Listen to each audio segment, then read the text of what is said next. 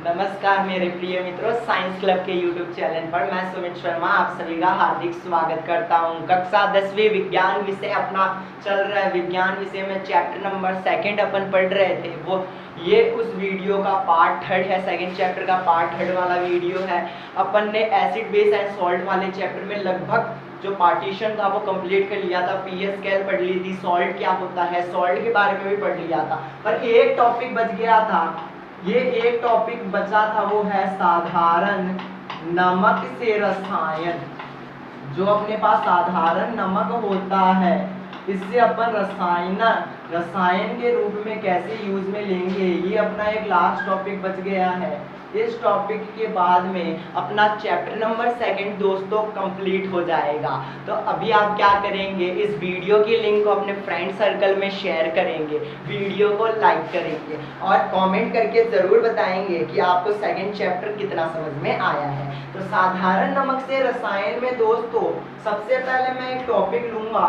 उस टॉपिक का नाम है मेरा sodium hydroxide. Sodium hydro oxide, sodium hydro oxide. अब मैं सूत्र की बात करूं तो इसका रासायनिक सूत्र NaOH होता है। अब आपको NaOH देख के एक अभिक्रिया याद आ गई होगी जो मैंने आपको उदासीनीकरण अभिक्रिया में पढ़ाई थी कि HCl अम्ल है। जब मैं HCl को सारक NaOH के साथ अभिक्रिया करवाता हूँ तो मेरे को NaCl प्लस H2O प्राप्त होता है, जो कि एक प्रकार की उदासीनीकरण अभिक्रिया है। उदासीनीकरण अभिक्रिया है। अब इसमें NaOH है, सोडियम हाइड्रोक्साइड है। तो सोडियम हाइड्रोक्साइड कैसे बनेगा, मतलब मैंने जब अम्ल और क्षार को मिलाया तो मेरे को सोडियम क्लोराइड मिला। अब मेरे को सोडियम क्लोराइड से वापस NaOH बनाना है, तो मैं सोडियम क्लोराइड के जलीय विलयन में विद्युत प्रभावित करवाऊंगा और वियोजन होने के बाद मेरे को सोडियम हाइड्रोक्साइड मिल जाएगा। जैसे कि मैंने आपको बताया कि NaCl प्लस इसके जलीय विलयन में जब मैं विद्युत प्रभावित कराऊंगा तो ये वियोजन होकर NaOH sodium hydroxide plus Cl2 chloro plus hydrogen gas में टूटेगा। इतना क्लियर है। सोडियम हाइड्रोक्साइड मिल गया, यहाँ पर क्लोरो एक सारक है और हाइड्रोजन गैस रिलीज हो गई। यहाँ तक अपने कोई दिक्कत नहीं है, यहाँ तक अच्छे से क्लियर हो गया। फिर आगे बात करते हैं कि इनका उपयोग कहाँ कहाँ होता है। आपने बहुत सारी चीज सुनी होगी कि ये जो ये अपना Cl2 गैस है, इसको A0 कहते हैं, A0। फिर जो अपना H2 गैस है ये कैथोड है, ये अपना कैथोड है। और फिर अपना जो ये NaOH है ये कैथोड के पास है दोस्तों, कैथोड के पास में है। ये इतना अपना पार्टीशन क्लियर है। मैं बात करूं किसकी, मैं बात करूं हाइड्रोजन गैस की कि हाइड्रोजन गैस किसके काम में आता है। तो हाइड्रोजन गैस ईंधन मार्गरीन में काम में आता है। फिर मैं बात करूं क्लोरीन गैस की, ये जल को स्वच्छ करने के काम में आता है। जल को स्वच्छ करने के लिए काम में आता है, मतलब प्योरिफिकेशन ऑफ वाटर के काम में आता है। फिर बात करें NaOH जिसके बारे में अपन पढ़ रहे हैं, तो NaOH का यूज धातुओं से ग्रीस हटाने के लिए, धातुओं से ग्रीस हटाने के लिए किया जाता है। साबुन बनाने के लिए किया जाता है।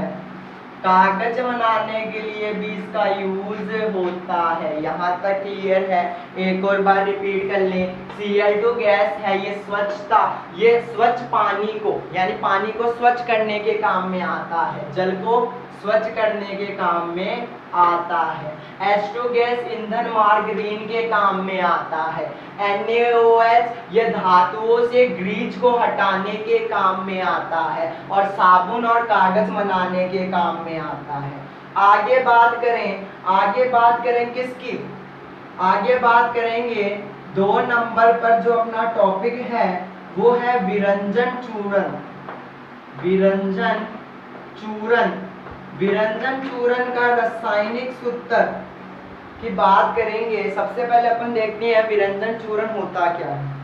सूखे बुझे हुए चूने, अब सूखे बुझे हुए चूने का सूत्र आपको अच्छे से पता है। पहले अपन इस ऊपर वाले को मिटाते हैं, ऊपर वाले को यहाँ से रफ करते हैं और बात करते हैं दोस्तों विरंजन चूर्ण की। विरंजन चूर्ण, विरंजन चूर्ण सूखे बुझे हुए चूर्ण, सूखे भिजे हुए चूर्ण मतलब CaOH का वोल्टवाइज कैल्शियम हाइड्रोक्साइड होता है। जब मैं इसको क्लोरीन के साथ मिलाता हूँ तो मेरे को CaOCl2 मिलता है, प्लस में H2O पानी प्राप्त होता है। मतलब कि जो अपने पास कैल्शियम हाइड्रोक्साइड था जिसको अपन सूखा बुझा हुआ चूना कहते हैं, इसको जब क्लोरीन के साथ अभिक्रिया करवाई जाती है तो CaOCl2 मिलता है। और ये दोस्तों और कुछ नहीं अपना ये विरंजन चूर्ण है। तो अब आपको पता चल गया होगा कि विरंजन चूर्ण का रासायनिक सूत्र CaOCl2 होता है। अब बात करें विरंजन चूर्ण के उपयोग की, विरंजन चूर्ण कहाँ कहाँ उपयोग में लाया जाता है। तो सबसे पहले वस्त्र उद्योग में सूती व नीलकेन के विरंजन के लिए काम में आता है। 2 नंबर कागज की फैक्ट्री में लकड़ी के मज के विरंजन के लिए काम में आता है। रासायनिक उद्यानों में उपचयन के रूप में काम में आता है। पीने वाले जल को जीवाणु से मुक्त करने के लिए भी ये काम में आता है। दोबारा से रिपीट कर दूंगा कि विरंजन चूर्ण का उपयोग पहले तो वस्त्र उद्योग में होता है, फिर कागज की फैक्ट्रियों में होता है, फिर 3 नंबर रासायनिक उद्योग में उपचयन के लिए होता है और पीने वाले जल को जीवाणु मुक्त करने के लिए भी होता है दोस्तों। तो विरंजन चूर्ण यहाँ पर समाप्त हो गया और मैं आशा करता हूँ कि आपको यहाँ तक समझ में आया होगा। आगे 3 नंबर पर बात करेंगे दोस्तों बेकिंग सोडा की। बेकिंग सोडा जो आप घर में खाने के यूज में लेते हो वो बेकिंग सोडा की मैं बात कर रहा हूँ। बेकिंग सोडा, बेकिंग सोडा का रासायनिक सूत्र पढ़ने से पहले मैं आपको बता देता हूँ कि बेकिंग सोडा का फॉर्मेशन कैसे होता है। जब सोडियम क्लोराइड प्लस पानी प्लस CO2 प्लस NH3 जब ये चारों के चारों अभिक्रिया करते हैं तो NH4Cl plus NaSCO3 sodium hydrogen carbonate मिलता है। जो ये अपना सोडियम हाइड्रोजन कार्बोनेट है ना दोस्तों, ये और कोई नहीं, ये अपना बेकिंग सोडा। अब आपको समझ में आ गया बेकिंग सोडे का रासायनिक सूत्र NaSCO3 होता है, सोडियम हाइड्रोजन कार्बोनेट होता है। फॉर्मेशन कैसे हुआ, सोडियम क्लोराइड को जब पानी कार्बन डाइऑक्साइड और NH3 के साथ रिएक्ट करवाया तो NH4Cl प्लस NaSCO3 प्राप्त हुआ। अब आगे बात करते हैं कि इसका अपन उपयोग कहाँ कहाँ करते हैं। उपयोग कहाँ करते हैं, बेकिंग पाउडर बनाने में बेकिंग सोडा प्लस टार्टरिक अम्ल का यूज किया जाता है जो अपना बेकिंग पाउडर बनता है। इस अभिक्रिया से उत्पन्न जो ये अपने पास CO2 गैस है, CO2 गैस है उसको भी अपन कर सकते हैं। इससे पहले मैं आपको एक CO2 वाला फंडा बनाता हूँ कि खाना पकाते समय गर्म करने पर जब अपन खाना बनाते हैं तो अपन सोडियम हाइड्रोकार्बोनेट यानी बेकिंग सोडा का यूज करते हैं। तो जब मैं इसको गर्म करता हूँ तो ये कितने भागों में टूटता है, Na2 sodium carbonate plus H2O पानी प्लस CO2 में टूटता है। यहाँ तक कोई दिक्कत नहीं है आपके। मैंने आपको बता दिया बेकिंग सोडे को जब आप खाना बनाने के लिए गर्म करते हो तब ये इतने भागों में टूटता है। जो अब यहाँ पर ये CO2 गैस उत्पन्न हुई है ना, या रोटी या केक को फुलाने में काम करती है। जो आप अपने घर में इडली बनाते हो वो इडली फुलाने के लिए बेकिंग सोडा डाला जाता है। उस बेकिंग सोडे में जब ये CO2 गैस निकलती है तो वह फूल जाता है, ये मैं समझाना चाह रहा था। फिर इसका उपयोग सोडा अम्ल अग्नाशय में भी किया जाता है, सोडा अम्ल अग्नाशय में भी किया जाता है। आगे 4 नंबर पर बात करें दोस्तों धोने का सोडा। धोने का सोडा रासायनिक सूत्र Na2CO3.10H2O, ये अपने खाने का सोडा है। खाने का सोडा है जिसका सूत्र Na2CO3 होता है, जो अपन को यहाँ पर प्राप्त हो गया था, वो बेकिंग सोडा में कहा मिल गया था ना दोस्तों। फिर आगे बात करते हैं, सोडियम कार्बोनेट को पुण्य क्रिस्टीकरण से धोने पर सोडा प्राप्त होता है। ये एक क्षारीय लवण होता है, ठीक है। जब ये Na2CO3 है, Na2CO3 है, जब मैं इसको वापस पानी में डालूंगा ना, तभी भी मेरे को ये Na2CO3 ही मिलेगा और 10H2O पानी का जल निकलेगा, जिसे अपन क्रिस्टीकरण का जल कहते हैं दोस्तों। इसका उपयोग कहाँ कहाँ होता है? इसका उपयोग कांच, साबुन और कागज की फैक्ट्रियों में होता है। इसका उपयोग बोरेक्स के उत्पादन में होता है।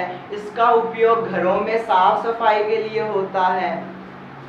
फिर आगे बात करते हैं दोस्तों 5 नंबर, और अपना ये लास्ट है इस टॉपिक का।